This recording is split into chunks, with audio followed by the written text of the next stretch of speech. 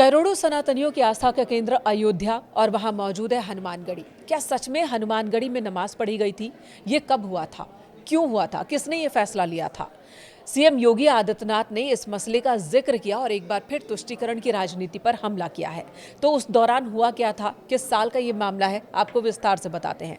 ये मामला है साल 2003 का, जब अयोध्या में हनुमानगढ़ी मंदिर के बाहर और उसके आसपास नमाज पढ़ने और इफ्तार पार्टी के आयोजन को लेकर एक योजना बनाई गई थी। और उस वक्त उत्तर प्रदेश में सरकार थी मुलायम सिंह यादव की, और उस वक्त आईजी जोन वीएन राय थे, जो लखनऊ के थे। 1975 बैच के आईपीएस अधिकारी थे। और अभी तक की जो जानकारी है, जो खबर है, उसके मुताबिक उन्होंने ही अपने राजनीतिक आकाओं को खुश करने के लिए तुष्टीकरण की नीति के तहत ये योजना बनाई थी, क्योंकि उस वक्त सूट यही कर रहा था। तो तमाम अधिकारियों में होड़ रहती ही है कि किस तरह से अपने आकाओं को खुश कर ले। तो उस वक्त इनकी ये योजना थी। पूर्व डीजीपी हैं उत्तर प्रदेश के और राज्यसभा सांसद बृजलाल, उन्होंने ही ये खुलासा किया कि 27 अक्टूबर 2003 से 25 नवंबर 2003 के बीच रमजान का महीना था, और उस वक्त के वामपंथी विचारधारा से प्रेरित लखनऊ के आईजी जोन ने राजनीतिक फायदे के लिए तत्कालीन सरकार के सामने एक योजना रखी। ऐसी योजना कि उन्हें वाहवाही मिल सके, उन्हें शाबाशी मिल सके। योजना क्या थी? हनुमानगढ़ी के ठीक सामने सड़क पर सामूहिक रोजा, इफ्तार और नमाज करवाने की योजना। और इस प्रशासनिक अधिकारी ने एक चर्चित मैग्सेसे पुरस्कार विजेता, जो कि पूर्व में प्रोफेसर भी रहे, उन्हें अपने साथ वो लेकर चलते थे। उन्हीं के माध्यम से हनुमानगढ़ी के तत्कालीन महंत ज्ञानदास को इस बात के लिए राजी भी कर लिया था। वो राजी भी हो गए कि समाज में एक ऐसा संदेश जाएगा, सांप्रदायिक सौहार्द वाला संदेश जाएगा। तो वो राजी हो गए। हालांकि कुछ जगहों से ये भी खबर है कि शुरू में उन्होंने इस बात से इनकार किया था। उन्होंने हनुमानगढ़ी में नमाज का इनकार किया, लेकिन जब उन्हें समझाया गया, एक विशिष्ट वरिष्ठ व्यक्ति ने उन्हें समझाया, तो वो मान गए।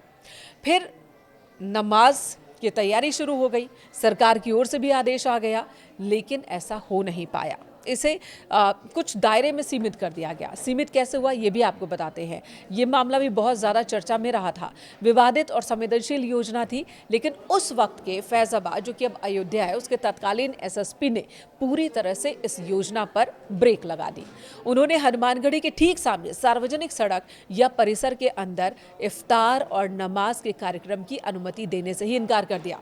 और उसके बाद का घटनाक्रम तो और भी ज़्यादा चौंकाने वाला था, क्योंकि अधिकारियों के बीच ही तीखी बहस हो गई। तत्कालीन एसएसपी ने सुरक्षा और कानून व्यवस्था का हवाला दिया। कहा कि चीजें ठीक नहीं होगी, शांति नहीं बनेगी, बल्कि अशांति हो जाएगी इस कदम से। और इस फैसले का उन्होंने विरोध किया। तो आईजी जोन तैश में आ गए। और फिर आईजी जोन ने क्या कहा कि अगर मैं एसएसपी होता तो परिसर तो छोड़िए, मैं हनुमानगढ़ी की छत पर इफ्तार करवा देता।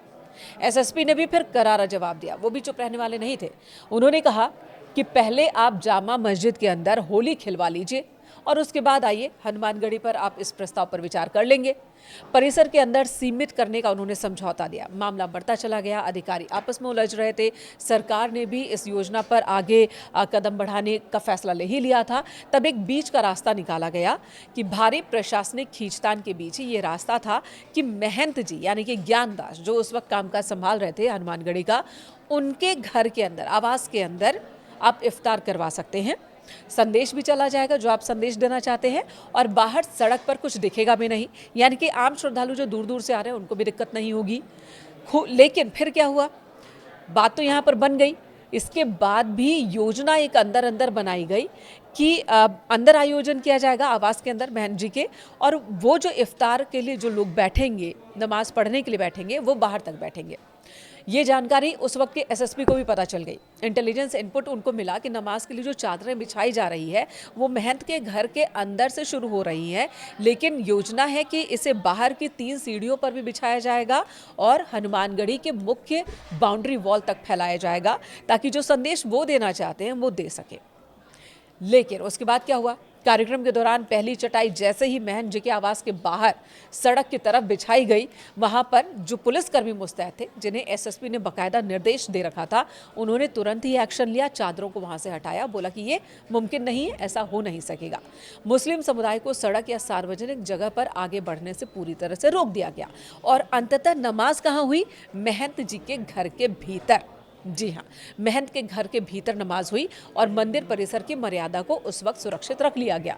लेकिन योजना पूरी थी, साजिश वो पूरी थी। सीएम उस वक्त के मुख्यमंत्री मुलायम सिंह यादव, उन्होंने ये आदेश दे ही दिया था कि हनुमान मंदिर की सीढ़ियों पर परिसर में नमाज पढ़वाई जाए, रमज़ान का महीना मिल बांट कर हम करें, इस तरह के आदेश दिए गए थे तुष्टीकरण की राजनीति के तहत। और बहुत गर्मा गर्म बहस भी हुई, लेकिन तत्कालीन एसएसपी ने इस स्थिति को संभाला। अभी तक जो जानकारी आ रही है उसके मुताबिक इसी घटना का जिक्र सीएम योगी आदित्यनाथ कर रहे थे कि आज जो लोग सनातन के प्रति अपनी आस्था दिखा रहे हैं, मंदिर मंदिर जा रहे हैं, उन्होंने समाजवादी पार्टी पर सीधे सीधे हमला बोला है बिना किसी का नाम लिए। और आज जो राम मंदिर को लेकर अपना प्यार दिखा रहे हैं, वहाँ पर गड़बड़ियों को लेकर अपनी चिंता जता रहे हैं, उनकी आस्था तब कहाँ चली गई थी जब हनुमानगढ़ी में नमाज पढ़वाने की तैयारी कर ली गई थी। कार सेवकों पर गोली चलवाने का मसला तो समाजवादी पार्टी के लिए एक ऐसा मसला है जिससे वो चाह कर भी पीछा नहीं छुड़ा सकते। अब हनुमानगढ़ी में नमाज वाले मसले को, इस मुद्दे को चर्चा में लाकर सीएम योगी आदित्यनाथ ने एक और गहरा प्रहार किया है समाजवादी पार्टी पर।